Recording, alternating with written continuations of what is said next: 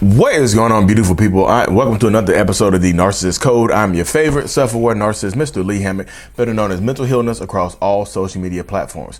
This is your first time seeing my face or hearing my voice. I'm a diagnosed narcissist, and I use my platform on social media to raise awareness for NPD, get more people into therapy, and also validate the victims and survivors of this disorder and these traits that come along with it and without the disorder.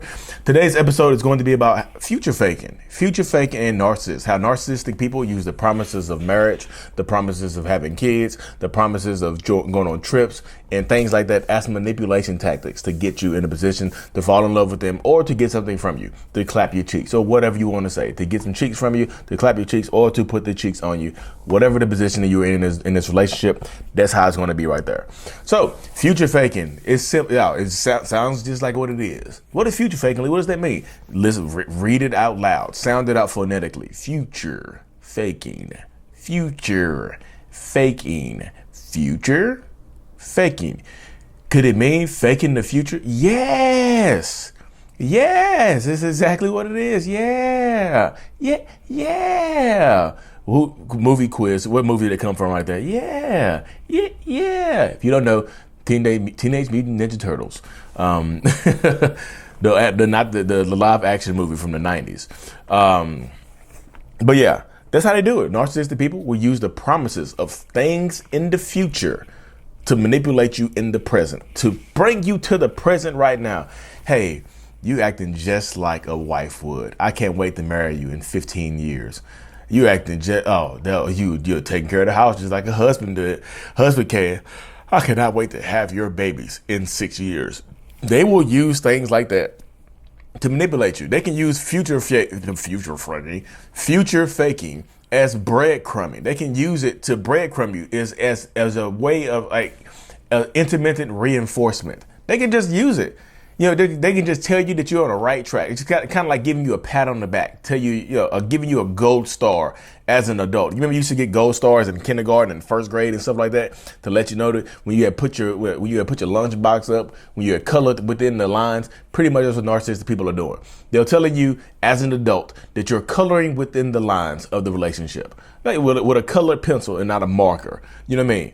That's what they're doing. Future faking the funk to get you there. Hey, if you keep acting right, if you keep acting the way you are right now, I promise you in the future, we're going to get married. I can promise you in the future, we're going to have kids. I can promise you in the future, we're going to have a great life together. And they'll do this.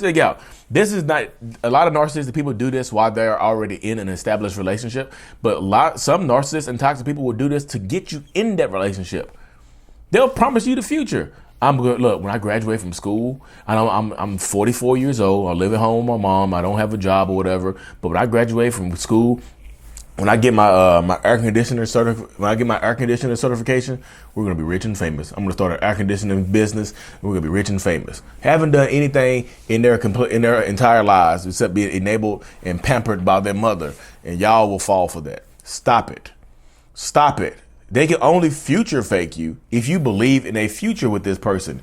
Be realistic with your boundaries. Be realistic with your goals and things like that, because they can only future fake you if you believe in this fake ass future that they're selling you. They sell you a dream. Narcissists are used people sellers. You know how used car salesmen? Narcissists are used people salesmen, and they will sell themselves. And guess what? Most narcissistic people, if they don't work on themselves, if they don't go to therapy and work on themselves and hone in on the ability to be who they really are, then they are going to sell you a lemon that is themselves. A lemon person. Like a lemon vehicle, when you drive it off the lot, you got that new car smell. You're like, oh, this thing fresh.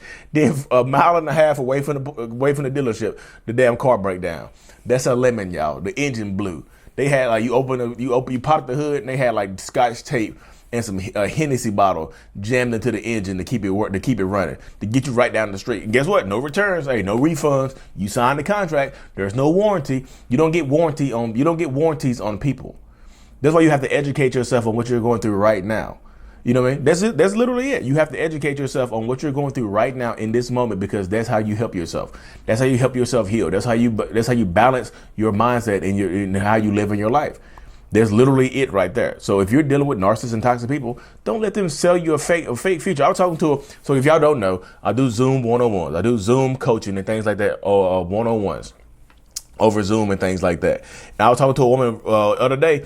She said that her I guess her ex boyfriend or whatever would just sell her on the future and just like he would like rub her, like he would do intermittent reinforcement by rubbing her ring finger when she did something good. When she did something that he approved of, he would rub her ring finger like this, like coax her ring finger and just say, "Hey, look, you're gonna be a great wife one day," and just kept doing that for years.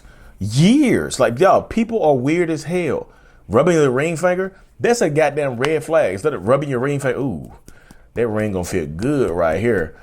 Y'all, listen, think about somebody rubbing your ring finger right now and patting you on the back. Again, that's like rewarding you for coloring within the lines. You just color within the lines. Good job, kindergartner that is 44 years old. Good job, kindergartner that is 30 years old. I'm telling you.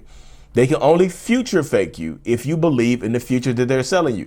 Get realistic, y'all. Ask yourself, is this even possible with this person? Is this future that this person is promising me, or this future that I'm believing that they're promising me, the future that they're promising me that I'm believing in, is it actually realistic with this person? And the way you can tell, like if you're already in a relationship with this person, the way you can tell is be realistic. Like, have they shown you the ability to get where they're going, what they're promising you? Have their actions backed up what they're telling you or what they're selling you? A certificate in a 4-week course to get your air conditioner certificate, is going to lead to $1 million business in the next year or so. Yeah, be realistic. Is it possible? Yeah, but realistically, is that going to happen? Be real. I'm just telling y'all. If you be of a lot of y'all.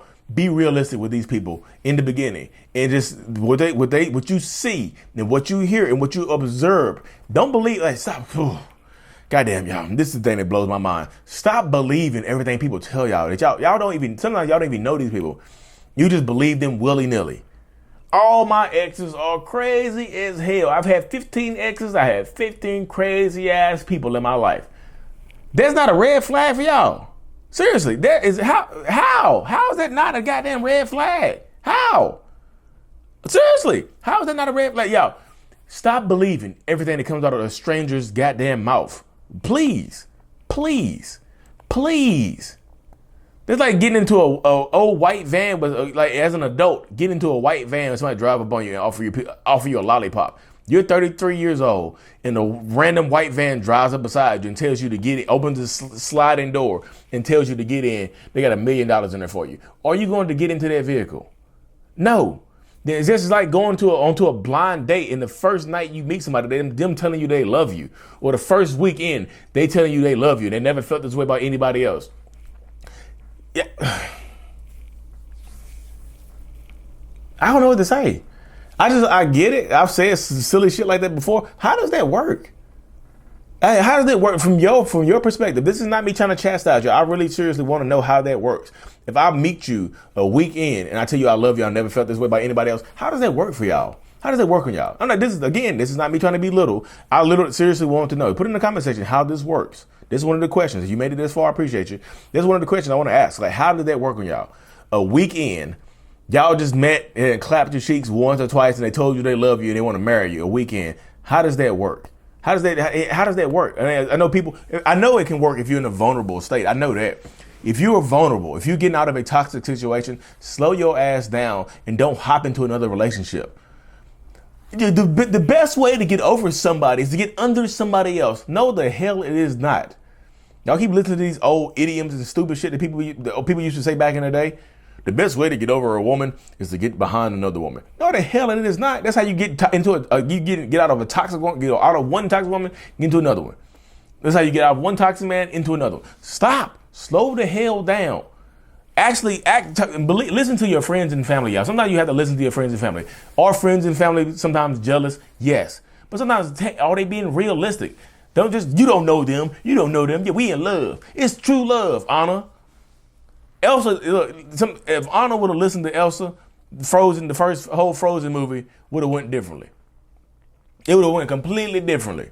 It's true love. We want to get married first night. It's true love. Elsa was like, what the hell are you talking about? Ain't no true love, girl. Shut your ass up. You don't know him. You don't know anything about him. But Anna said that Elsa didn't know anything about Hans, while simultaneously not knowing anything about Hans. Didn't know his last name, didn't know shit about this man, except he was from the Southern Isles. Of where? There's so many Southern Isles, like the Southern Isle of what? The Southern Isle of who? She didn't know who Hans was. Look, you got it's crazy. I got to use a Disney movie as a reference right here. Take heed. Listen, a lot of y'all are Annas or Andrews.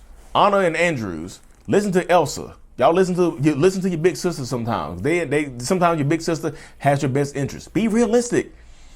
Realism defeats future faking a lot of times, y'all. Be realistic. Cut through that future faking BS with your realistic knife. Your vector knife, with your realistic vector knife, and cut through it with your Bushido blade of realism.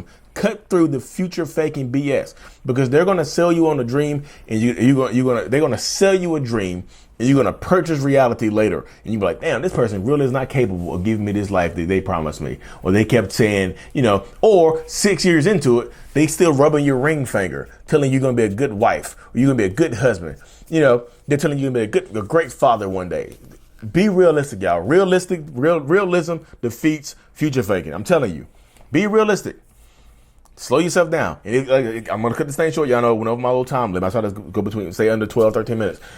So, live in-person meetup, Durham, North Carolina, July 23rd, 2022. In case y'all heard seeing this in the future.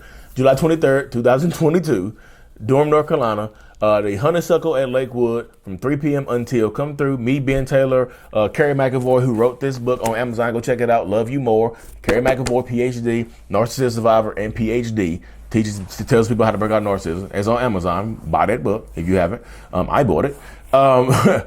She'll be there. Bree, come through, y'all. Thank y'all for tuning into another episode. I really, truly appreciate every single one of y'all, because as much as y'all learn from me, I learn even more from y'all. I said it really fast, didn't I? Thank y'all for tuning in. Mental Illness is out. Bye.